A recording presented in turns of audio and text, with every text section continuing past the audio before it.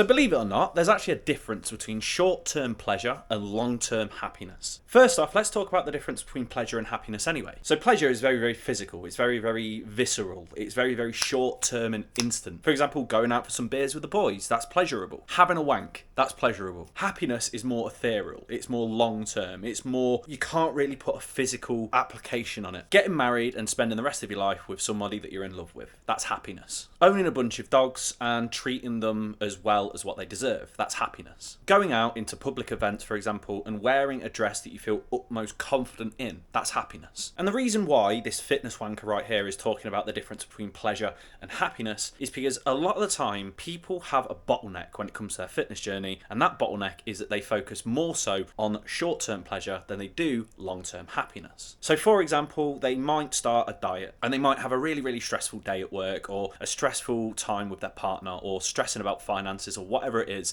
and then they turn to short-term pleasure to deal with these stressful situations. They end up binging, they end up smashing off alcohol, they end up doing everything that they can to fuck up their fitness journey and the progress that they're making. And once again, this comes down to the fact that these people are focusing more so on their short-term pleasure and just completely ignoring the things that help them with their long-term happiness. And it's also the reason as to why people tend to give up on their fitness journey quite quickly, because they're expecting happiness to come to them instantly. But that doesn't happen. Pleasure happens to them instantly. Going into the gym and lifting more weight than what you've ever done before, that's pleasurable because it happens straight away. Losing body fat so much that you feel confident in a tight dress, for example, that is long-term happiness. Stop getting mixed up between the two because they are completely different. Losing weight, losing fat, and feeling more confident is a long-term thing, and it will bring you happiness, but once again in the long term. So if you're the kind of person that gets a little bit impatient from results because they want to feel a good feeling straight away, then what that suggests is that you are focusing too much on the short-term pleasure rather than the long-term happiness. I'm saying long-term happiness and short-term pleasure quite a lot now, so I do apologise, but bear with me. So what I recommend you do, if you are somebody that focuses more so on the short-term pleasure and the instant results and the instant wins and the instant progress,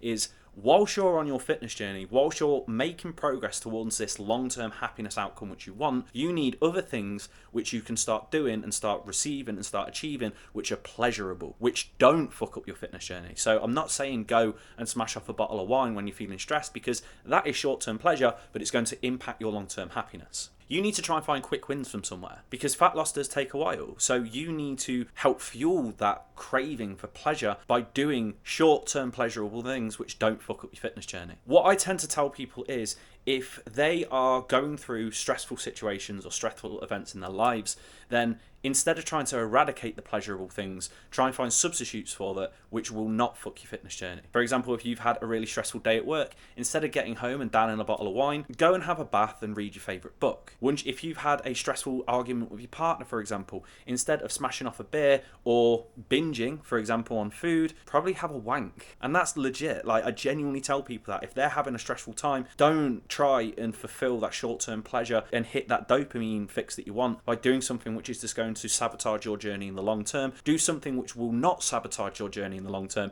but will still give you that pleasurable boost. What I'm trying to say is you are focusing way too much on the short-term pleasure rather than the long-term happiness that you want to achieve. Fat loss and weight loss is a long-term happiness thing, because you are going to be happy with how you feel and how you look and your confidence for the rest of your life. Don't let a simple need and desire for a short-term pleasurable response impact that too much, because if you do, there's a very high chance that you might just be fucking up your fat loss journey. I hope that helps and I hope that makes sense. If you like this video, give it a like. If you've got any questions for me, comment below, because I'd be more than happy to answer them for you. And if you want to catch any more free fitness or fat loss based content exactly like this, make sure that you're either following my Instagram at k.p_health or subscribe to this channel. Peace.